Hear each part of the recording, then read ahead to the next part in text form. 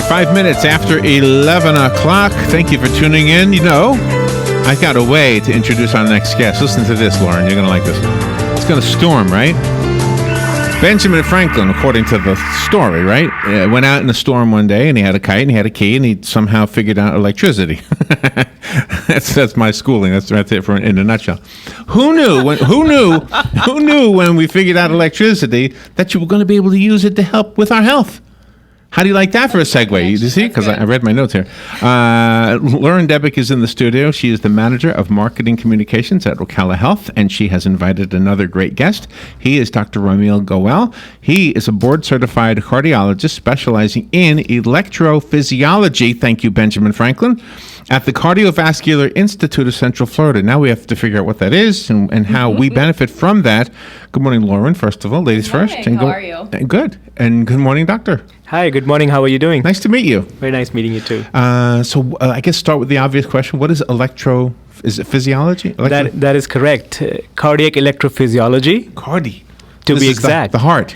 That is right. Okay. So dealing with the electrical system of the heart. So we deal with rhythm disorders of the heart.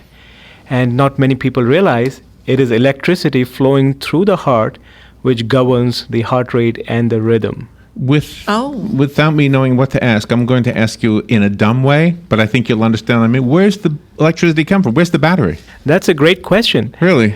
Most people know that the heart is a muscular pump, which pumps blood across the body and delivers blood to all the cells and tissues. And we also know that we have a pulse. The heart beats in a specific rhythm. It usually has a normal, regular rate. But what generates this rate, what causes the muscle to beat, not many people realize it is actually an electrical system which starts in a normal pacemaker, a natural pacemaker in the right upper chamber of the heart. And really? It stimulates the heart. It's like a battery in your heart. It is kind of a battery. It is more like a pulse generator. It generates electrical impulses which cause the muscle to contract. Is there a brain connection to that somehow? Not directly, but there are hormones and adrenaline which affects this pacemaker. And there are also some nerves which feed into this pacemaker and change the rate of the heart. Obviously, we can't learn the whole science behind what you do in a little radio interview. So let's go direct to somebody who might have a problem. If they have an irregular heartbeat, do they know that on their own, or does a doctor have to diagnose that? It depends. Some patients can feel their irregular heartbeat, and we would call it by the term palpitations, which is basically an uncomfortable awareness of your heart beating. So some people have a regular heartbeat and they could still have palpitations, but most people, when their heart is not beating in a normal fashion, either the rate is too fast or it's irregular, would complain of this feeling called palpitations. Do you know where I learned the word palpitations? From The Wizard of Oz. Do you remember when who didn't have the heart? The Tin Man? Yeah, the Tin Man. In his song, he sings about palpitations. Do you remember? Right. If I only had a heart. Something about palpitations. You got to hit this. You got to see the movie. Have you seen? That's great because some people can't even pronounce the word properly. Oh, okay. Well, I wasn't even sure I was. Well, how does that work then? Because when you go to the doctor, they will count the beats of your heart, and then they'll count your pulse rate. Is it different, or is it the same? So the pulse rate is basically the mechanical effect of the cardiac rhythm. It is the heart beating and pumping blood to your arteries, which you feel as a pulse in your wrist or on your neck.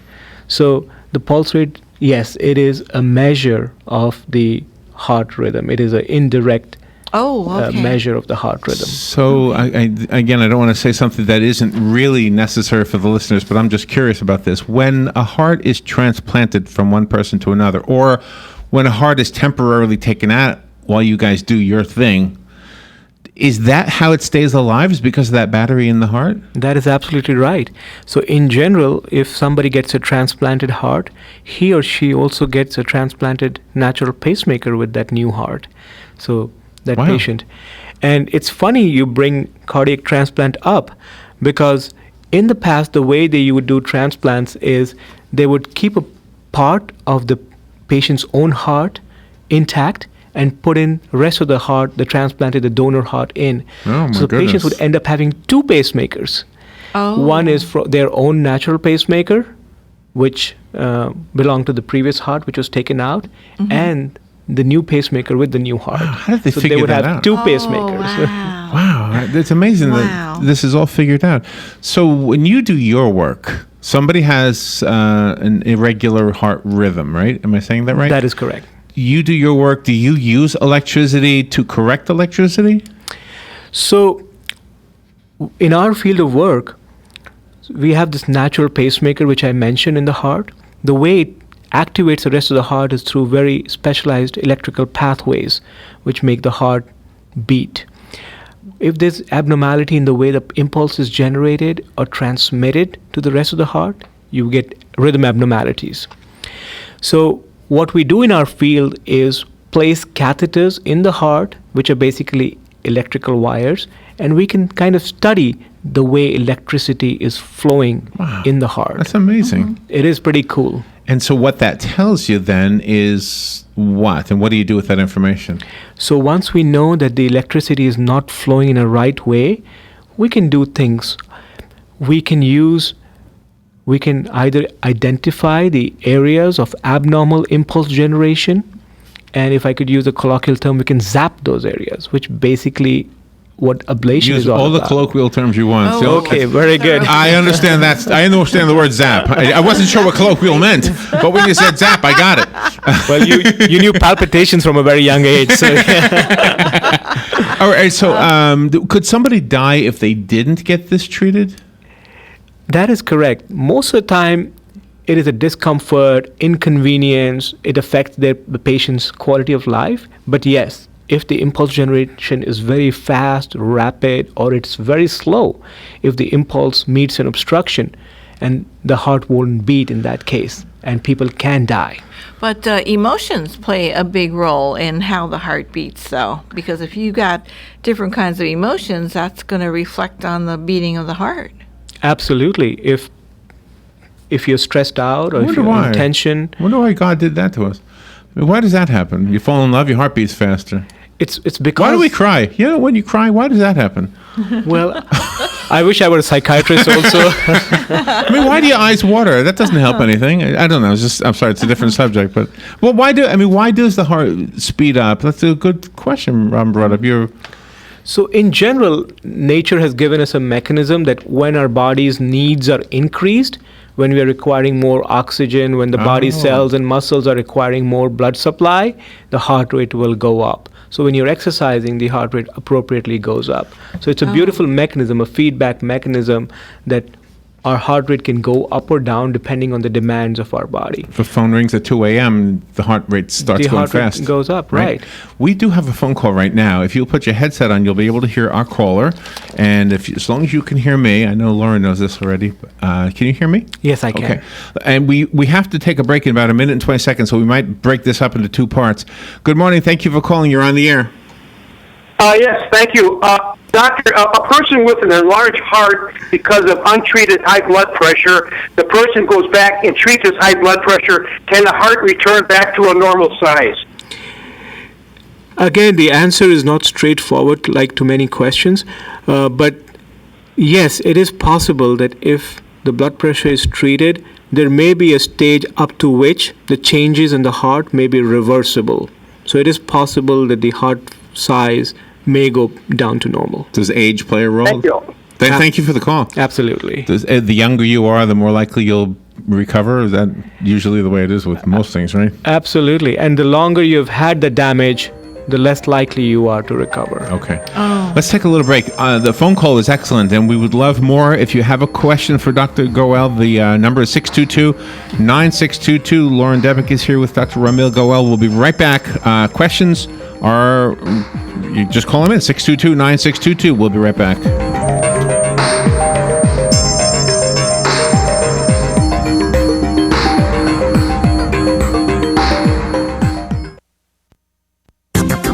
The weather is brought to you by myfwc.com. Safe boating is no accident. On this Thursday, lots of clouds, gusty breezes, and a shower and heavy thunderstorm or two that can bring torrential downpours, damaging wind gusts, even an isolated tornado. The high in the mid to upper 80s.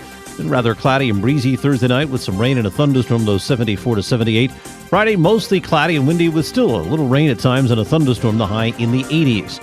From the Florida Weather Center, I'm meteorologist Joe Lundberg. This weather forecast brought to you by Tri-County Generators 1-800-622-1957. Don't get caught with your power down. Call Tri-County Generators now, 1-800-622-1957. Patricia Muth, author and research analyst, has proven many times over that women can be successful in male-dominated fields. And she will be Larry and Robin's guest tomorrow at 11 a.m. to discuss her new book, A Title in the Making. The Perot movement laid the foundation to take back America. Where do we go from here? Is a plea for America to wake up. So be sure to tune in at 11 a.m. tomorrow and learn about Pat's new book, A Title in the Making. That's tomorrow morning at 11, right here, 1370 a.m., 96.3 FM, The Source.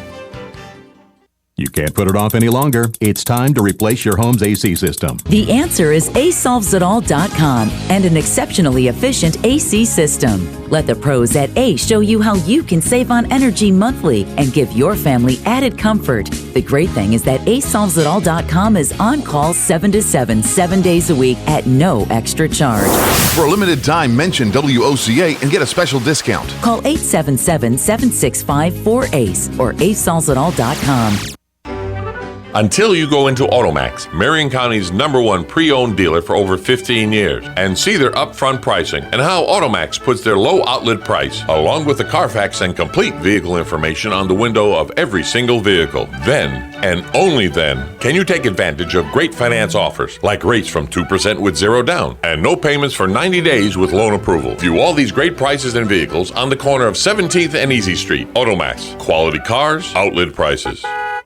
WOCA AM 1370 96.3 FM.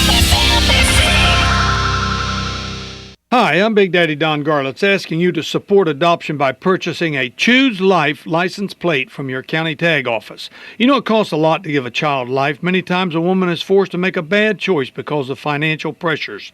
Help save the lives of the unborn children by aiding women whom choose life instead of abortion. Take a stand for life. Purchase your Choose Life license plate today. For more information, go to chooselife.org or call 352-624-2854. You're listening to WOCA Ocala. On his metal, and yet I'm torn apart. Just because I'm presuming that I could be kinda human if I only had a heart. See, I knew I'd find that song somewhere. I knew I could find that somewhere if I really looked hard enough. I didn't get the word palpitation in there, though. 18 minutes after 11 o'clock. If you have any questions about cardio... Do I say cardio care or cardiovascular? What do I say? What's the best way to say that? Cardiovascular Institute. Okay. Yeah. All right, that makes... Oh, I'm still here in the Tin Man. All right, let me just reintroduce you. Dr. Ramil Goel is in the studio. He is the guest of Lauren Debick. Lauren is from Ocala Health. And Doctor, where are your offices, actually?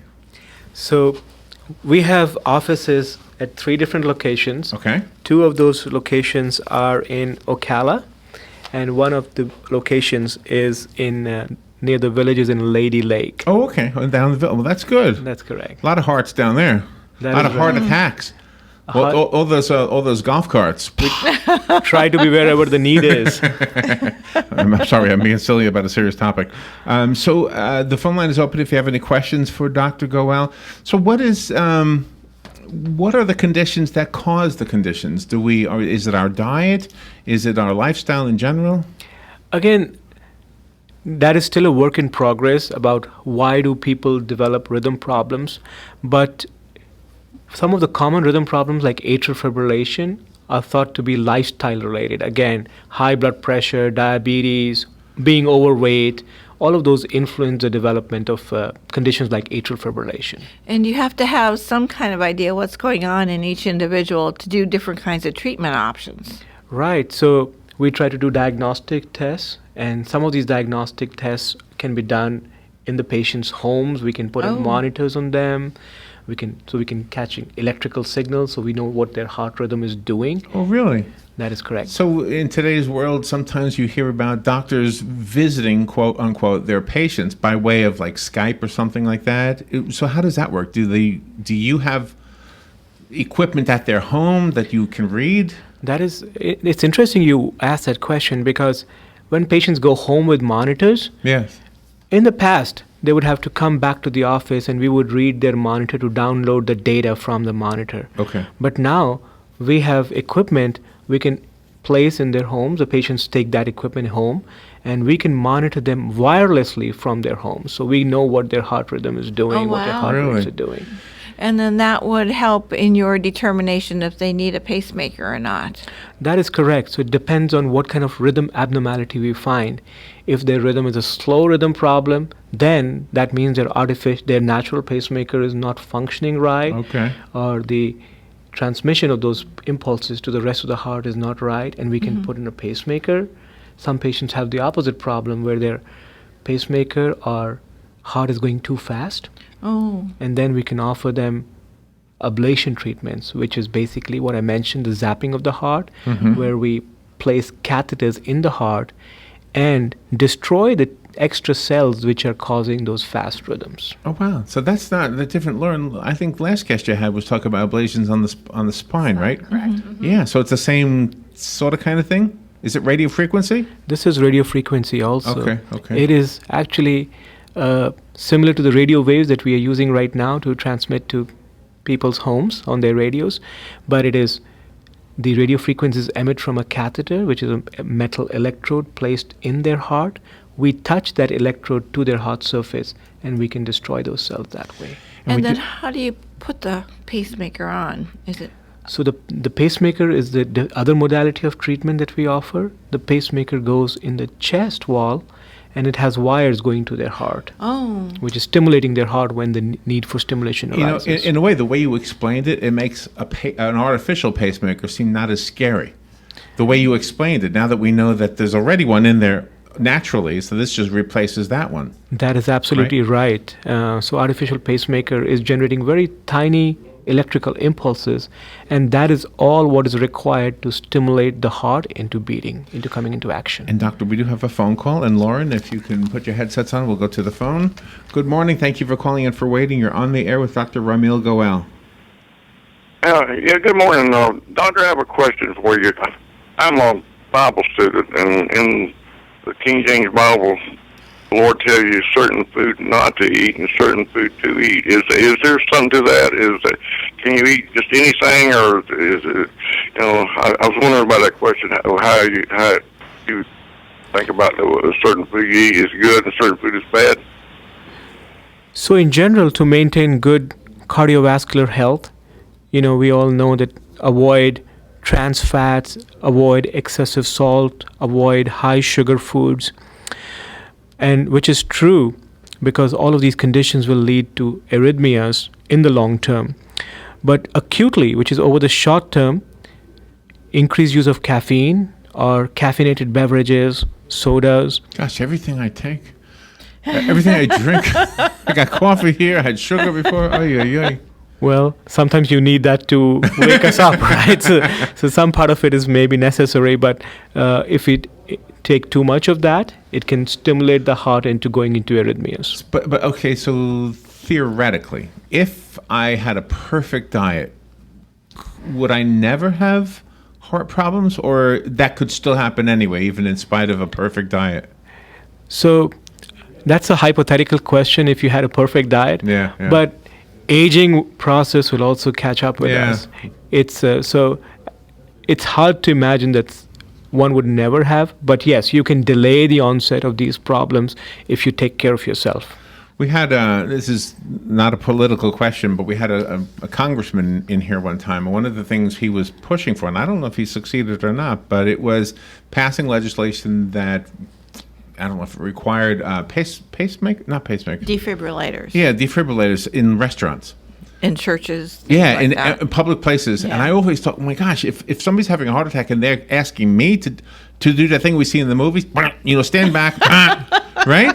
I'd be afraid I'd mess up somehow. Is it the same thing when you?